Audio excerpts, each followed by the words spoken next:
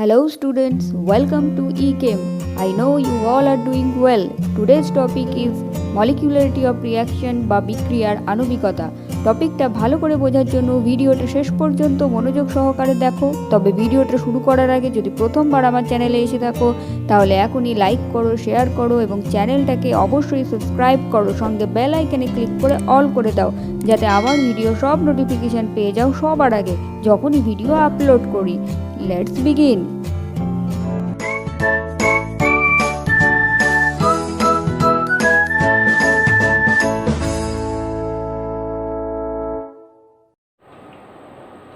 Elementary reaction মানে মৌলিক বিক্রিয়া। এলিমেন্টারি রিয়াকশন আমরা কোনগুলোকে বলবো? যে বিক্রিয়াগুলো সিঙ্গেল স্টেপ রিয়াকশন হবে। Single step reaction, single step মানে কি? মানে একটা ধাপেই বিক্রিয়াটা সংঘটিত হবে। যেমন একটা এক্সাম্পল নিয়েছি, দেখো CH3Br প্লাস NaOH উৎপন্ন হচ্ছে আমাদের মিথানল আর NaBr। এই যে বিক্রিয়াটা ঘটছে, এই বিক্রিয়াটা এই স্টেপেই ঘটছে, অর্থাৎ এটাই তার ওয়ান অ্যান্ড অনলি স্টেপ। এই একমাত্র এই স্টেপেই কিন্তু বিক্রিয়াটা ঘটে যাচ্ছে। সেই জন্য এটা হচ্ছে একটা এলিমেন্টারি রিয়াকশন। আমরা সেই সমস্ত রিয়াকশানকেই বুঝবো যে সেগুলো মৌলিক বিক্রিয়া, যে বিক্রিয়াগুলো শুধুমাত্র একটা স্টেপেই রিয়াকশানটা ঘটছে, সেই বিক্রিয়াগুলোকেই আমরা বলবো যে মৌলিক বিক্রিয়া বা এলিমেন্টারি রিয়াকশান। যখনই আমরা দেখব যে বিক্রিয়ার মধ্যে একের অধিক স্টেপ চলে আসছে, তখন কিন্তু আমরা সেগুলোকে কখনোই মৌলিক বিক্রিয়া বা এলিমেন্টারি রিয়াকশন বলবো না। সেই জন্য আমি এখানে বলে দিয়েছি যে এটা হচ্ছে একটা সিঙ্গেল স্টেপ রিয়াকশন, একটা স্টেপেই বিক্রিয়াটা ঘটবে। এবার দেখো কমপ্লেক্স রিয়াকশন বা জটিল বিক্রিয়া মানে কি? জটিল বিক্রিয়া মানে হচ্ছে এই এলিমেন্টারি রিয়াকশনের অপোজিট বিক্রিয়া, মানে এটা হচ্ছে মাল্টি স্টেপ রিয়াকশন। আমরা যেটা বুঝলাম এখানে যে এই বিক্রিয়াটার ক্ষেত্রে কি হলো না, বিক্রিয়াটা শুধুমাত্র এই স্টেপেই ঘটলো, কিন্তু মাল্টি স্টেপ রিয়াকশন হয়ে গেলে কি হয়ে যাবে? একটা স্টেপে বিক্রিয়াটা ঘটবে না, সেখানে একের অধিক স্টেপ বিক্রিয়াটার মধ্যে থাকবে। যেমন আমি একটা এক্সাম্পল দিয়েছি, দেখো 2NO + 2H2 থেকে N2 + 2H2O। ওই যে বিক্রিয়াটা আমি যেরকমভাবে চোখে দেখতে পাচ্ছি, বিক্রিয়াটা কিন্তু ওরকমই একটা স্টেপে ঘটে যাচ্ছে না।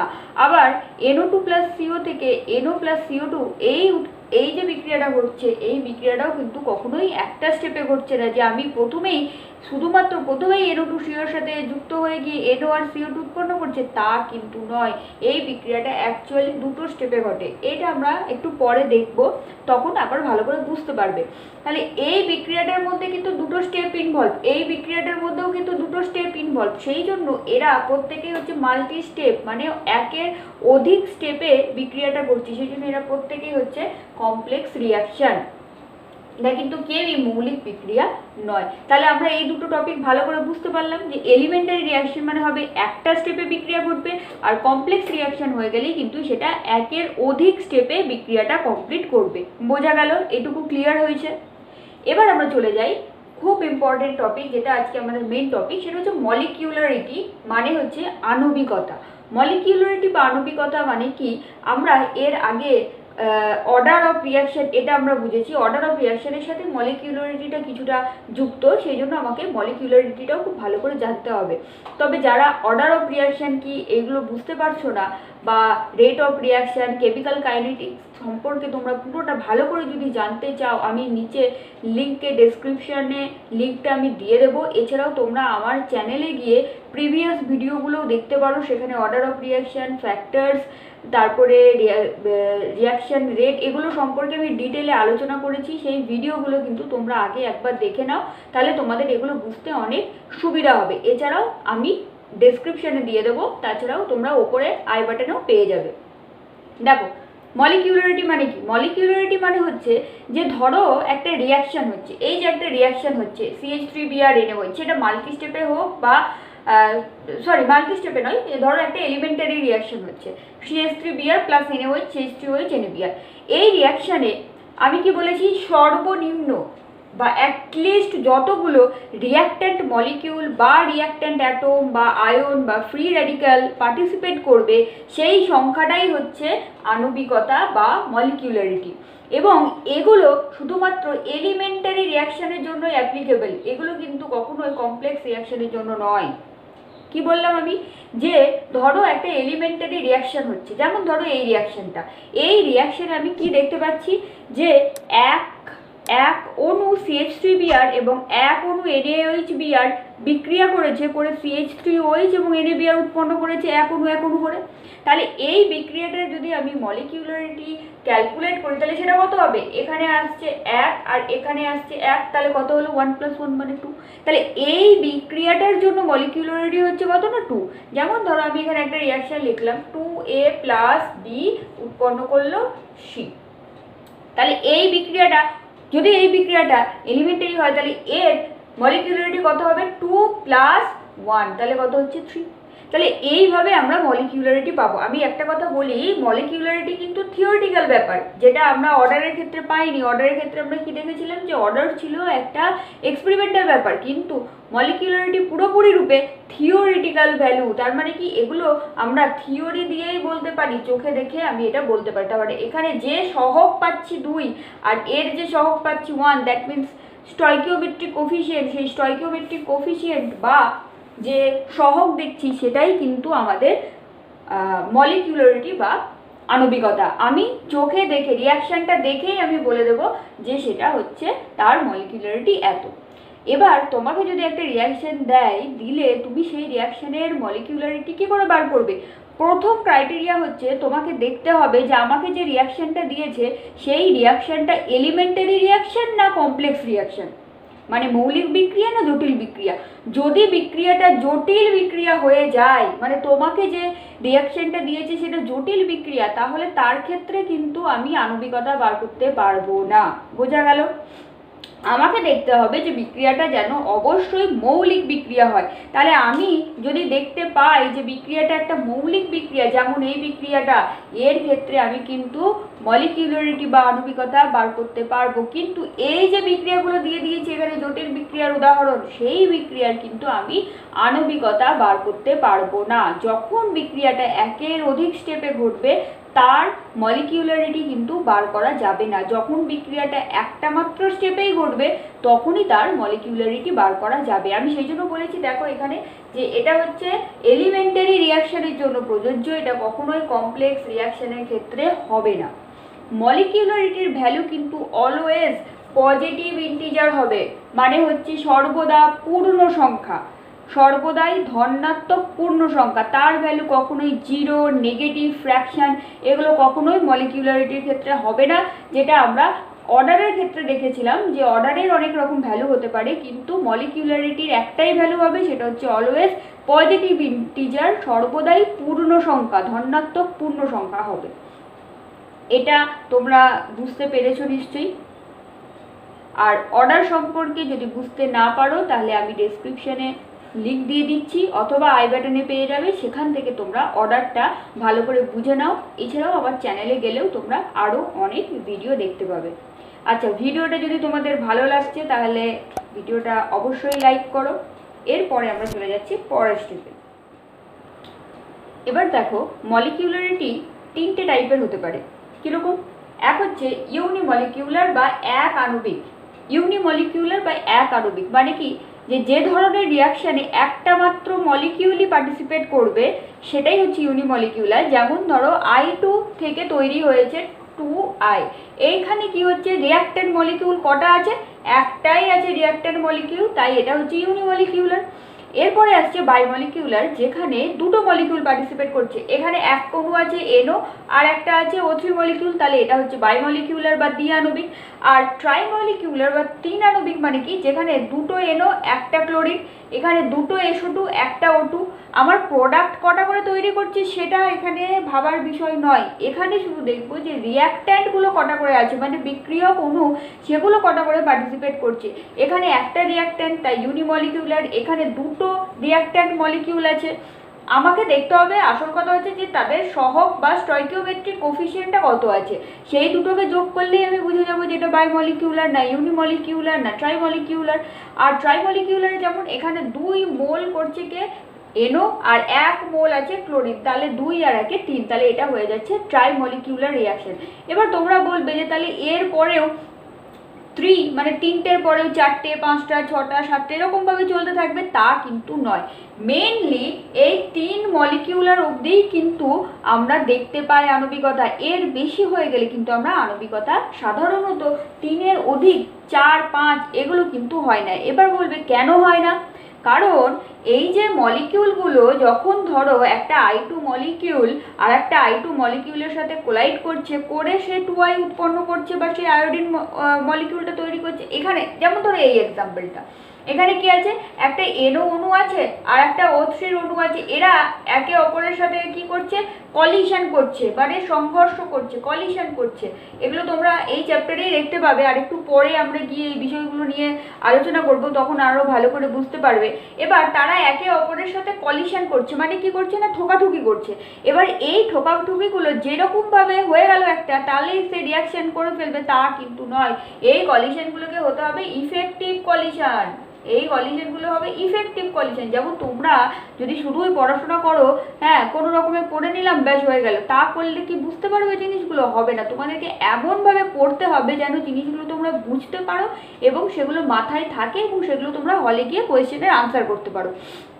সেরকম সেগুলোকে ইফেক্টিভ পড়াশোনা হতে হবে, যেগুলো কাজে দেবে। তুমি একটা শুধু বইটা খুলে রিডিং করে চলে গেলে তাহলে তো হবে না, সেটা তো ইফেক্টিভ হবে না। তোমাকে বুঝে ভালো করে লিখে প্র্যাকটিস করে তোমাকে পড়াটা কমপ্লিট করতে হবে। সেরকমই এইভাবে যে কলিশনগুলো হচ্ছে, সেই কলিশনগুলোকে হতে হবে ইফেক্টিভ কলিশন, মানে দুটো অণু একে অপরের সাথে ঠোকাঠুকি খেলো মানেই সে রিয়াকশন করে ফেলবে তা কিন্তু নয়। এই ইফেক্টিভ কলিশনটা অ্যাকচুয়ালি, এই ইফেক্টিভ কলিশনটাই ঘটে না যখন 3-এর অধিক মলিকিউল হয়ে যায়। 3-এর মলিকিউলের ক্ষেত্রে এই আণবিক এই ট্রাইমলিকিউলার রিয়াকশনও সংখ্যায় খুবই কম হয় এবং এর থেকে অধিক হয়ে গেলেই দেখা যায় যে কলিশন হয়, কিন্তু কলিশনগুলো আর ইফেক্টিভ হয় না। সেই জন্যই ট্রাইমলিকিউলারের অধিক মলিকিউলারিটি আমরা কিন্তু দেখতে পাই না। সেই জন্য বারবার বলছি, মলিকিউলারিটি এই 3টেই হবে, এর অধিক মলিকিউলারিটি কিন্তু আমরা দেখতে পাবো না। বোঝা গেল? আশা করি তোমরা এই টপিকটা বুঝতে পেরেছো। এবার দেখো, এখানে একটা বিক্রিয়া নিয়েছি, এটা কি, এটা একটা এস্টার, তাই তো? এটা আমরা জানি, এটা হচ্ছে আমাদের একটা এস্টার। এই এস্টারটা কি করেছি, জলের সাথে রিয়াকশন করেছি in the presence of heat and some acid. এটা মানে অ্যাসিড, এটা মানে হিট। দিয়ে কি তৈরি হয়েছে না, অ্যাসিডিক অ্যাসিড এবং ইথানল। এবার দেখো, এটা সহজ কথা হচ্ছে যে এখানে আমরা হাইড্রোলিসিস অফ এস্টার করেছি। হাইড্রোলিসিস অফ এস্টার মানে এস্টারের আর্দ্র বিশ্লেষণ করেছি আম্লিক মাধ্যমে। তাহলে বিক্রিয়াটা করেছি, করে আমার অ্যাসিড এবং আমি ইথানল ফিরে পেয়েছি। এবার দেখো, আমরা কিন্তু এটা জানি যে রেট আর ইকুয়ালস টু কে, আমি কেটাকে লিখেছি কে ড্যাশ দিয়ে বা কে প্রাইম দিয়ে, ইন্টু কনসেন্ট্রেশন অফ এই রিয়াক্ট্যান্ট আর কনসেন্ট্রেশন অফ এই রিয়াক্ট্যান্ট, এই দুটো রিয়াক্ট্যান্টের কনসেন্ট্রেশন দিয়ে আমি কি করেছি যে কে ইন্টু কনসেন্ট্রেশন অফ এটা, মানে আমি কি করেছি এই কে ড্যাশ যেটা ছিল আর জলের যে কনসেন্ট্রেশন ছিল এই দুটোকে একত্রে করে লিখে দিয়েছি কি, মানে এখানে কে ইকুয়ালস টু হচ্ছে কে ড্যাশ ইন্টু কনসেন্ট্রেশন অফ জল, এই দুটোরকে আমি একত্রে লিখেছি কে। আমরা জানি কে মানে কি, কে মানে হচ্ছে স্পেসিফিক রেট কনস্ট্যান্ট বা রেট কনস্ট্যান্ট। আচ্ছা, রেট কনস্ট্যান্ট যদি বুঝতে না পারো, এগুলো সম্পর্কে রেট কনস্ট্যান্ট, রেট ল, রেট ইকুয়েশন, এগুলো সবগুলোরই আমি ভিডিও অলরেডি বানিয়েছি, তোমরা আমার চ্যানেলে গিয়ে সেগুলো দেখতে পারো। এছাড়া আমি নিচে ডেসক্রিপশানে লিঙ্ক দিয়ে দেবো বা উপরে আই বাটনেও তোমরা এগুলো পেয়ে যাবে, তোমরা কিন্তু সেগুলো একটু দেখে নিও, দেখে নিলে এটা বুঝতে সুবিধা হবে। তাহলে দেখো, এটা মানে সহজ কথা কি যে এটা একটা কনস্ট্যান্ট ভ্যালু। তাহলে কনস্ট্যান্ট মানে কি, যেটা স্থির, যেটা চেঞ্জ হয় না, সেটাকেই তো আমরা কনস্ট্যান্ট বলি। দেখো, আমি তাহলে কে ড্যাশ ইন্টু জল, এটাকে আমি কনস্ট্যান্ট কেন লিখলাম? দেখো, বিক্রিয়াটা হচ্ছে হাইড্রোলিসিস অফ এস্টার, মানে জলের মধ্যে আমি এস্টারের আর্দ্র বিশ্লেষণ করছি। এই জল কি হয়, জল তো আমরা জানি যে এটা পরিমাণে অনেক বেশি থাকে, এক্সেস অ্যামাউন্টের ওয়াটার থাকে এবং জলটা এখানে একটা সলভেন্ট হিসেবে কাজ করছে। এবার যেহেতু জলের পরিমাণটা অনেক বেশি, সে একটা সলভেন্ট হিসেবে কাজ করছে, জলটাকে সবসময় ইজিলি আমরা পাই। সেই জন্য কি হচ্ছে যে যেহেতু এর কনসেন্ট্রেশনটা অনেক বেশি, মানে পরিমাণটা অনেক বেশি, যেহেতু জলের পরিমাণ এক্সেস অ্যামাউন্টে জল রয়েছে, আর এই কে ড্যাশটা কি, এটা একটা কনস্ট্যান্ট ভ্যালু। তাই জল যেহেতু এত এক্সেসে রয়েছে, যেরকম হয় না যে আমরা যদি সমুদ্র থেকে 1 বালতি জল তুলে নিই তাহলে কি মনে হবে যে সমুদ্রের জল কমে গেছে? সেই রকমই আমি যে এস্টারের হাইড্রোলিসিস করছি, সেখানে রিয়াক্ট্যান্ট হিসেবে যে জলটা ইউজ হচ্ছে, জলের পরিমাণ এত বেশি যে সেই অ্যামাউন্টটা খুবই কম লাগছে। তার জন্য কি হচ্ছে যে আমরা ওই এক্সেস যে ওয়াটারটা রয়েছে সেই ওয়াটারটাকেও আমরা কনস্ট্যান্ট ভ্যালু ধরে নিচ্ছি। তার মানে কে dash into concentration of H2O, এই দুটোকেও আমি একটা কনস্ট্যান্ট ধরে নিচ্ছি, যেটাকে আমি কি লিখলাম না কে দিয়ে, এটাকে লিখলাম কে ড্যাশ, আর এটা হচ্ছে শুধু কে। তাহলে আমি যেটা বলতে চাইছি যে এখানে কি হলো যে জলের কনসেন্ট্রেশনটাকে আমরা কনস্ট্যান্ট ধরে নিলাম, দিয়ে কে ইন্টু কনসেন্ট্রেশন অফ এস্টার, তাহলে আর ইকুয়ালস টু আমরা পেলাম এই ইকুয়েশনটা, তাই তো। এবার দেখো এই ইকুয়েশনে আমরা আগে শিখেছি অর্ডার, তাহলে এই রিয়াকশানের অর্ডার কত হবে? অর্ডার হবে 1। আগে দেখে মনে হচ্ছিল কত, এর পাওয়ার 1 আর এর পাওয়ার 1, একে একে 2, কিন্তু অ্যাকচুয়াল অর্ডারটা হচ্ছে রিয়াকশানের 1। আর এর যদি আমি মলিকিউলারিটি দেখি, মলিকিউলারিটি কত হবে? মলিকিউলারিটি কিন্তু হবে 1 + 1 = 2। কেন?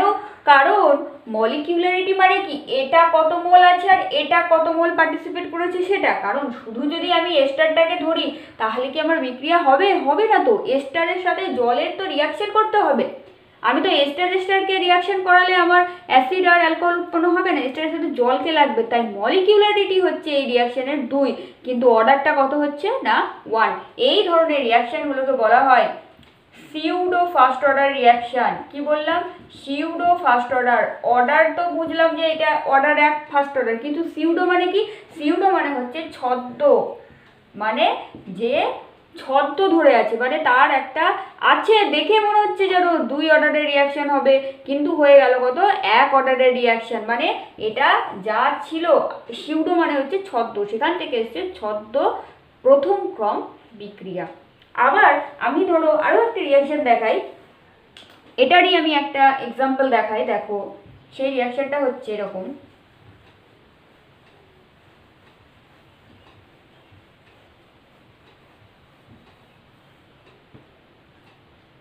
ধরো রিয়াকশনটা হচ্ছে এরকম, সুক্রোজ নিয়েছি,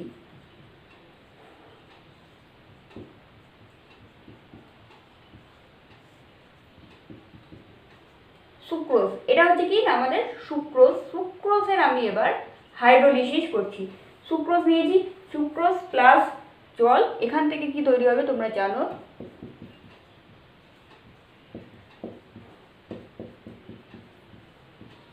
মানে একটা হচ্ছে গ্লুকোজ আর একটা হচ্ছে ফ্রুক্টোজ। তাহলে এই রিয়াকশনটার ক্ষেত্রেও কি হয়, R = K dash into concentration of sucrose, তাই তো, ইন্টু কনসেন্ট্রেশন অফ জল থাকবে। এবার এখানেও কিন্তু একই কন্ডিশন অ্যাপ্লিকেবল, যে জলের পরিমাণটা এক্সেস থাকে, সে একটা সলভেন্ট, তার পরিমাণ এত বেশি থাকে যে এই কে ড্যাশ ইন্টু জল এটাকেও আমরা কনস্ট্যান্ট ধরে নিয়ে দিয়ে আমি এটাকে লিখলাম K ইন্টু C12H2O11, মানে সুক্রোজ। তাহলে R = এখানে কত হলো, K ইন্টু সুক্রোজের কনসেন্ট্রেশন।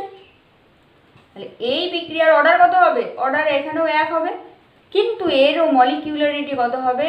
1 + 1 মানে 2। অ্যাকচুয়ালি কি দুটো মলিকিউল যদি কোলাইড না করে তাহলে তো রিয়াকশনটা হবে না। কাজে মলিকিউল, আমি কি বলেছিলাম সংজ্ঞাতে, যে অ্যাটলিস্ট যতগুলো রিয়াক্ট্যান্ট মলিকিউল পার্টিসিপেট করবে, অ্যাটলিস্ট দুটো রিয়াক্ট্যান্ট মলিকিউল পার্টিসিপেট করেছে, তাই মলিকিউলারিটি হচ্ছে এর 2, কিন্তু অর্ডারটা হচ্ছে 1। এই ধরনের বিক্রিয়াগুলোকে বলা হয় সিউডো ফার্স্ট অর্ডার রিয়াকশন। এবং এই সিউডো ফার্স্ট অর্ডার রিয়াকশনটা কিন্তু বেশ ইম্পর্টেন্ট একটা টপিক। এই ইম্পর্টেন্ট টপিক থেকে এখান থেকে কিন্তু কোয়েশ্চেন জিজ্ঞেস করে, কি হবে, স্টুডেন্ট পড়ে যাবে, এই রিয়াকশনটা দেখবে, সে বলবে এখানে 1 এখানে 1, অর্ডার হয়ে গেল 2, কিন্তু অ্যাকচুয়ালি অর্ডার কত, যে পড়ে যাবে সে বলবে যে অর্ডারটা হবে এখানে 1, কিন্তু মলিকিউলারিটি কত হবে না, মলিকিউলারিটি 2। যে পড়ে যাবে না সে বলবে অর্ডার হয়ে গেল 2, আর সে হয়তো বলবে মলিকিউলারিটি এই রিয়াকশনের রেসপেক্টে 2 বলবে, আবার এটা যদি দেখে তখন বলবে 1, সে ঠিকঠাক করে আনসার দিতে পারবে না। তাই এটা খুব ইম্পর্টেন্ট, এই দুটো এক্সাম্পলই ইম্পর্টেন্ট। এইটা যেটা আমি করলাম সুক্রোজের, এবং আগে যেটা দেখালাম এস্টারের ক্ষেত্রে, এই দুটো এক্সাম্পল খুবই ভালো করে তোমরা পড়ে রেখো। এবং এই ধরনের রিয়াকশনগুলো বলা হয় সিউডো ফার্স্ট অর্ডার রিয়াকশন। এটা নিশ্চয়ই আশা করি তোমরা বুঝতে পেরেছো। এবং এই প্রত্যেকটা রিয়াকশানই আমি আগেও যেগুলো দেখালাম, ইউনিমলিকিউলার, বায়োমলিকিউলার, ট্রাইমলিকিউলার, এই প্রতিটা রিয়াকশানই কিন্তু হচ্ছে এলিমেন্টারি রিয়াকশান, মানে মৌলিক বিক্রিয়া। আমি এখন যতগুলো দেখালাম একটাও কিন্তু জটিল বিক্রিয়া নয়। আমরা আগেই বলেছি যে জটিল বিক্রিয়ার ক্ষেত্রে আমি মলিকিউলারিটি বার করতে পারি না, সবাইকে হতে হবে এলিমেন্টারি রিয়াকশান বা মৌলিক বিক্রিয়া। এরা প্রত্যেকেই কিন্তু মৌলিক বিক্রিয়া। এবার আমরা যাব যে তাহলে যদি কোনো জটিল বিক্রিয়া দেয় তাহলে আমরা জটিল বিক্রিয়াগুলোর ক্ষেত্রে কিভাবে বার করব।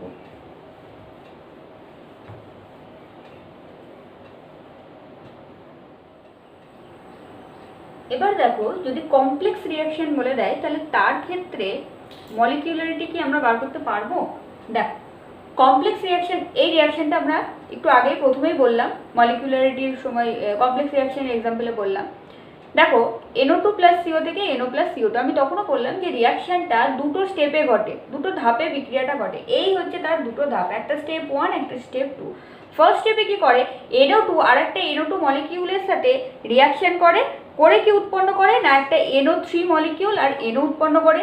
আবার সেকেন্ড স্টেপে এই NOটা সিওর সাথে রিয়াকশন করে, করে NO2 + CO2 উৎপন্ন করে। তাহলে আমি দেখছিলাম যে বোধহয় একটা স্টেপ প্রথমেই NO2 সিওর সাথে রিয়াকশন করে ফেলে, দিয়ে NO আর CO2 উৎপন্ন করে, কিন্তু অ্যাকচুয়ালি তা নয়। NO2 আর একটা NO2-র সাথে প্রথমে রিয়াকশন করে, দিয়ে যে NO3 তৈরি হয় সে সিওর সাথে রিয়াকশন করে। তার মানে NO2 ডাইরেক্ট কখনোই সিওর সাথে রিয়াকশনে পার্টিসিপেট করে না। তাই সেই জন্যই আমাকে আগে দেখতে হবে যে অ্যাকচুয়ালি ভেতরে কি ঘটছে, ভেতরে দুটো স্টেপে রিয়াকশনটা ঘটে। তাহলে দেখো, আমি যদি শুধু স্টেপ 1টা নিয়ে ভাবি, তাহলে এই স্টেপের যদি আমি মলিকিউলারিটি বার করি তাহলে কত আসবে? 2। এটা একটা 2। আবার আমি যদি এই স্টেপের মলিকিউলারিটি বার করি তাহলে সেটাও আসবে 2। তার মানে কোনো কমপ্লেক্স রিয়াকশনের ক্ষেত্রে তার মলিকিউলারিটি বার করা পসিবল নয়, কিন্তু প্রত্যেকটা স্টেপের মলিকিউলারিটি বার করা পসিবল। বোঝা গেল যে প্রত্যেক স্টেপে কেন পসিবল? কারণ দেখো, প্রতিটা স্টেপ তো তখন এলিমেন্টারি রিয়াকশনের মতো বিহেভ করছে। মনে হচ্ছে না যে এটা একটা মৌলিক বিক্রিয়া, এটা একটা মৌলিক বিক্রিয়া, এটা একটা স্টেপে ঘটছে, এটা একটা স্টেপে ঘটছে। কাজে আমি দুটো তিনটে যতগুলো স্টেপে ঘটুক না কেন, প্রত্যেকটা স্টেপকে তো আমি একটা এলিমেন্টারি রিয়াকশনের মতো ভাবতে পারি তো, যে প্রত্যেকটা স্টেপই তো এক একটা রিয়াকশনের মতো ঘটছে, যে এই স্টেপটা মানে এটা একটা মৌলিক বিক্রিয়া, এটা একটা মৌলিক বিক্রিয়া, আরও ঘটলে সেটা একটা মৌলিক বিক্রিয়া। তাই প্রত্যেকটা স্টেপের আলাদা আলাদা করে মলিকিউলারিটি বার করা যায়। সেই জন্য দেখো আমি বার করেছি এটার জন্য মলিকিউলারিটি 2, এটারও মলিকিউলারিটি 2। কিন্তু কোনো কমপ্লেক্স রিয়াকশনের ওভারঅল যদি আমি দেখি যে রিয়াকশনটা কোনটা এটা, তাহলে এই রিয়াকশনের মলিকিউলারিটি কত, সেটা কিন্তু বার করা পসিবল নয়। বোঝা গেল? দেখো, এই রিয়াকশনটার জন্য রেটটা অ্যাকচুয়ালি কি হয় না, K কনসেন্ট্রেশন অফ NO2 তার স্কোয়ার আর CO পাওয়ার 0। মানে এই রিয়াকশনের অ্যাকচুয়াল অর্ডার, এটা কিন্তু আমি চোখে দেখে বলছি না, চোখে দেখে এটা বলা যায় না। এটা নিয়ে আমরা অলরেডি বিশদে প্রচুর আলোচনা করেছি, তোমরা প্রিভিয়াস ভিডিওগুলো চ্যানেলে গিয়ে দেখতে পারো। এছাড়া উপরে আই বাটনে পাবে আর নিচে ডেসক্রিপশনে লিঙ্কও পেয়ে যাবে, সেখান থেকে ওই ভিডিওগুলো আগে কিন্তু দেখে নাও। দেখো, এটা কত 2 আর এটা 0, তার মানে কত K into concentration of NO2 পাওয়ারের 2, মানে NO2 স্কোয়ারের উপর ডিপেন্ড করছে, সিওর উপর অ্যাকচুয়ালি ডিপেন্ডই করছে না রিয়াকশনটা। ঠিক আছে, কেন করছে না, এই যে বললাম না ফার্স্ট স্টেপে NO2 সিওর সাথে ডাইরেক্ট রিয়াকশনে পার্টিসিপেট করছে না। যাই হোক, তো এখানে আমি দেখতে পাচ্ছি যে রেট ইকুয়েশনে, তাহলে এই রিয়াকশনটার যদি আমাকে জিজ্ঞেস করে যে অর্ডার কত, অর্ডার হচ্ছে 2, যেটা এক্সপেরিমেন্ট করে পেয়েছি। আর যদি বলে এই রিয়াকশনের মলিকিউলারিটি কত, মলিকিউলারিটি নট ডিফাইন্ড, মানে মলিকিউলারিটি বার করা পসিবল নয়। প্রতিটা স্টেপের বার করা পসিবল, কিন্তু কমপ্লেক্স রিয়াকশনের মলিকিউলারিটি, এই রিয়াকশনের মলিকিউলারিটি কখনোই বার করা পসিবল নয়। হ্যাঁ, কিন্তু আমি প্রত্যেকটা স্টেপ যদি দেখি তাহলে স্টেপের কিন্তু আমি মলিকিউলারিটি বার করতে পারবো, কিন্তু কখনোই গোটা রিয়াকশনটার মলিকিউলারিটি বার করতে পারবো না। এটা বুঝতে পেরেছো যে কমপ্লেক্স রিয়াকশনের ক্ষেত্রে তাহলে আমরা কীভাবে মলিকিউলারিটি বার করা পসিবল। কমপ্লেক্স রিয়াকশনের কোনোদিনই পসিবল নয়। পসিবল কার না, পসিবল হচ্ছে প্রত্যেকটা স্টেপের আমার রিয়াকশনের মলিকিউলারিটি বার করা পসিবল। এবার আমরা চলে যাই লাস্ট টপিকটা, সেটা হচ্ছে যে মলিকিউলারিটি আর অর্ডার। ঠিক আছে, মলিকিউলারিটি আর অর্ডার এই দুটোর আমি যদি বলি যে এদের মধ্যে ডিফারেন্স কী, এটাও কিন্তু খুবই ইম্পর্টেন্টের জায়গা, এখান থেকেও কিন্তু অনেক কোয়েশ্চেন আসে। দেখো, আমি যদি প্রথমেই অর্ডার বা মলিকিউলারিটি বলি, তাহলে দেখো যে মলিকিউলারিটির ক্ষেত্রে প্রথম যেটা সেটা হচ্ছে আমি এদের দুজনের যে ডেফিনেশনটা আমরা শিখেছি, দেখবে তোমরা যে কোনো বইয়ে পেয়ে যাবে ডেফিনেশন। তাহলে আমরা যে ডেফিনেশনটা শিখেছি এদের দুজনের ক্ষেত্রে আগে সেই আমি ডেফিনেশনটা দিতে পারি, তাই তো? ডেফিনেশনটা দিতে পারি। ডেফিনেশনটা কি সেটা আমি পেয়ে যাবো, মানে সংজ্ঞা, যেটা সংজ্ঞা। আচ্ছা, এবার 2 নম্বর পয়েন্টে চলে যাই। 2 নম্বর পয়েন্ট থেকে আমি বলতে পারি, দেখো যেটা মলিকিউলারিটি হয় সেটা কি একটা থিওরিটিক্যাল ভ্যালু। থিওরিটিক্যাল ভ্যালু মানে তাত্ত্বিক, বই চোখে দেখে বলতে পারবো, কিন্তু অর্ডার হচ্ছে একটা এক্সপেরিমেন্টাল ব্যাপার, যেটাকে পরীক্ষা করে বার করতে হয়। তাহলে এটা তার পার্থক্য, যে এ হচ্ছে থিওরিটিক্যাল আর এ হচ্ছে এক্সপেরিমেন্টাল। আচ্ছা, এবার দেখো 3 নম্বর পয়েন্ট হচ্ছে যে মলিকিউলারিটি কিন্তু আমরা অলওয়েজ পজিটিভ ভ্যালু হয়, অলওয়েজ পজিটিভ ইন্টিজার, তাই তো? আমরা আজকে এটা শিখলাম। আর অর্ডার কিন্তু কি হতে পারে, সব হতে পারে, পজিটিভ হতে পারে, নেগেটিভ হতে পারে, জিরো হতে পারে, এমনকি সে ফ্র্যাকশনও হতে পারে, কিন্তু আমরা দেখেছি যে মলিকিউলারিটি কিন্তু শুধুই পজিটিভ ভ্যালু হবে। অর্ডার মলিকিউলারিটি কখনোই 3-এর থেকে বেশি হবে না, তাই তো? মলিকিউলারিটি কখনোই 3-এর বেশি হবে না। গ্রেটার দেন 3 নট পসিবল, তাই তো? কিন্তু আমরা জানি যে অর্ডার অফ রিয়াকশন সেটা কিন্তু 3-এর বেশিও হতে পারে।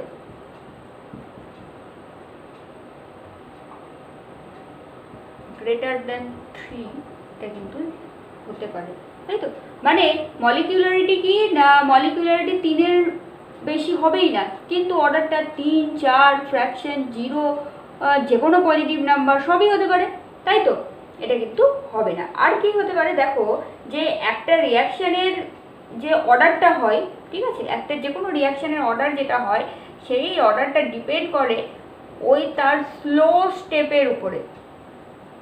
স্লো স্টেপের উপরে অর্ডারটা ডিপেন্ড করে। একটা রিয়াকশানের মধ্যে যদি অনেকগুলো স্টেপে, যেমন আমরা কমপ্লেক্স রিয়াকশানের ক্ষেত্রে দেখলাম যে 2টো স্টেপে 3টে স্টেপে রিয়াকশান করছি, তাহলে অতগুলো স্টেপের মধ্যে আমি অর্ডারটা কোন স্টেপ থেকে বার করবো না, যেটা সব থেকে স্লোয়েস্ট স্টেপ সেই স্টেপটা থেকে আমি অর্ডারটা বার করতে পারবো। কিন্তু মলিকিউলারিটি কি না, মলিকিউলারিটির জন্য এইরকম ধরনের কোনো স্লো স্টেপ বা এই ধরনের কোনো জিনিসের কিন্তু প্রয়োজন হয় না। সেটা আমি জাস্ট প্রথমেই চোখে দেখেই তার মলিকিউলারিটিটা বলে দিতে পারি, তাই তো? আরেকটা জিনিস যেটা সেটা হচ্ছে যে দেখো যে বিভিন্ন ধরনের যে ফ্যাক্টর আমরা পড়েছি, হ্যাঁ, তো সেরকম টেম্পারেচার, প্রেশার, কনসেন্ট্রেশন এগুলো চেঞ্জ করলে কিন্তু কখনোই মলিকিউলারিটি চেঞ্জ হয় না। আমি টেম্পারেচার চেঞ্জ করি, বা ধরো আমি প্রেশারকে চেঞ্জ করলাম, বা ধরো আমি কনসেন্ট্রেশন চেঞ্জ করলাম, এগুলো চেঞ্জের সাথে মলিকিউলারিটি কিন্তু চেঞ্জ হয় না, কিন্তু এগুলো চেঞ্জের সাথে অর্ডার কিন্তু চেঞ্জ করে যায়। তার মানে অর্ডারটা কিন্তু চেঞ্জেবল, অর্ডার চেঞ্জ করে ফেলতে পারি আমি যখনই তার টেম্পারেচার, প্রেশার, কনসেন্ট্রেশন এই জিনিসগুলোকে আমি যখনই চেঞ্জ করব, দেখা যায় যে এগুলোর সঙ্গে সঙ্গেও কিন্তু আমাদের যে কোনো বিক্রিয়ার ক্ষেত্রে তার অর্ডারটাও কিন্তু চেঞ্জ হয়ে যায়, কিন্তু কখনোই আমাদের মলিকিউলারিটি চেঞ্জ হয় না। আশা করি তোমরা এই যে ডেফিনিশন, যে ডিফারেন্সটা আমরা বললাম, পার্থক্য, এই অর্ডার এবং মলিকিউলারিটির পার্থক্য, এটাও কিন্তু ইম্পর্টেন্ট, এটাও অনেকবার আসে। আই হোপ যে টপিকটা তোমরা বুঝতে পেরেছো। ভিডিওটা যদি ভালো লাগে তাহলে লাইক করো, শেয়ার করো বন্ধুদের সঙ্গে, যাতে তারাও তাদের কেমিস্ট্রি প্রিপারেশন স্টার্ট করতে পারে। যদি কোথাও কোনো ডাউট থাকে, কোনো কোয়ারিজ থাকে, তাহলে নিচে কমেন্ট সেকশনে গিয়ে তোমরা কমেন্ট করো, এবং ভিডিওটা কেমন লাগলো সেটাও কিন্তু জানাতে ভুলো না। আর হ্যাঁ, অবশ্যই চ্যানেলটাকে সাবস্ক্রাইব করে বেল আইকনে প্রেস করে দাও। Thank you, bye by.